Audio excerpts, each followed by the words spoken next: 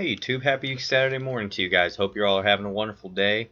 Wanted to bring this to you just because I was seeing it, and this can be titled Litecoin Breakout, guys, and we're going to get into it a little bit. So if you guys could like, subscribe, hit the notification bell, all that type of stuff, I really appreciate it. It helps us out.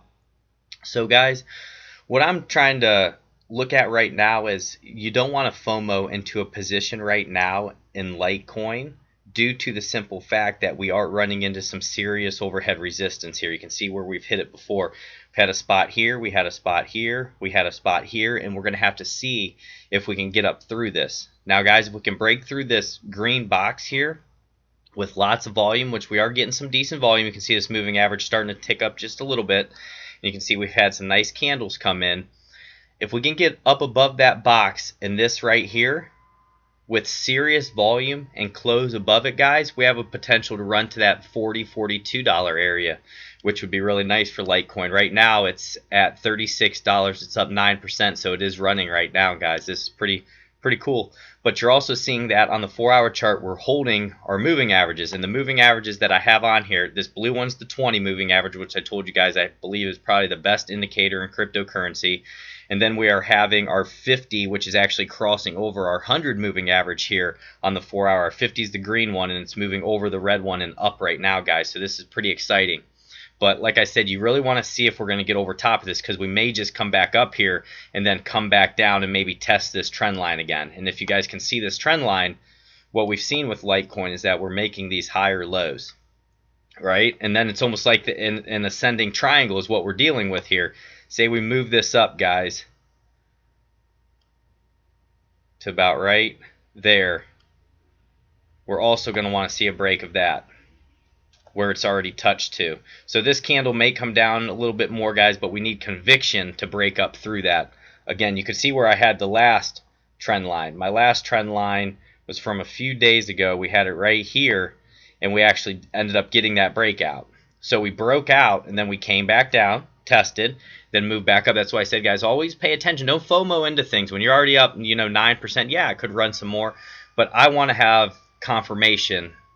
I don't want to get into something right before it's about to be at overhead resistance, right? So we always want to pay attention to that. Then also at the RSI, guys, look, higher lows, right? And we've had lower highs. So we're kind of in that squeezing point right here, and we're going to have to see if we can break out.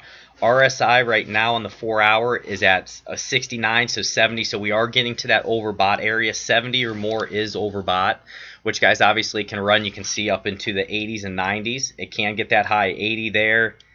Back over here, guys, we made it up to around that 80 as well. So really keep an eye on that. Notice we could run a little bit farther, but I want to see what we do with this overhead resistance. So be very cautious and very patient with that.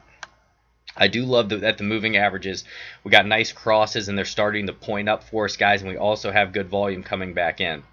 So keep that in mind. But a lot of guys, they're going to be looking at this area, and we're going to see if we don't break through that with volume, then most likely there's going to be some short positions opening, and we may bounce back down and, like I said, test this trend line. Now, when we know that Litecoin is going to be going back down is when this trend line is broken and it's closed below it with conviction, guys, with volume. Then most likely you know that we could be heading back down to test this area around 28. So that would be an area of support, which obviously, guys, up here is a little area around 30 is going to be an area. We're going to have 28, and then at that bottom, guys, which was put in at 22. But take a look, guys, and just remember this. So remember when we had this huge fall here, look where the RSI got to. It got down to 23 right there. And now do you see as the price was falling, the RSI was rising, and that indicated that we would have a push up. And then, guys, we had that push up, came back down, created that line right there, came back up again, couldn't get it, back down, and you see we're making those higher lows and we're just moving up. So it's getting to that point where if you put a horizontal line on here like that, you have that ascending triangle. So we're going to see if we break up. Now, outside of that, guys, if something crazy happens, let's just look up above as well. And I want to make this a quick video for you so you guys can get after whatever you got to get after today. So, guys, it would be 42 support, and then we're really going to look at strong overhead resistance here around that $50 mark. That's going to be a big deal for us as well. But I wanted to bring this, guys, to you just really quick. I wanted to make it fast and efficient for you. And then also let's check the MACD Real quick, you have increasing volume here, guys, though, so that's a good sign. Keep an eye out on that.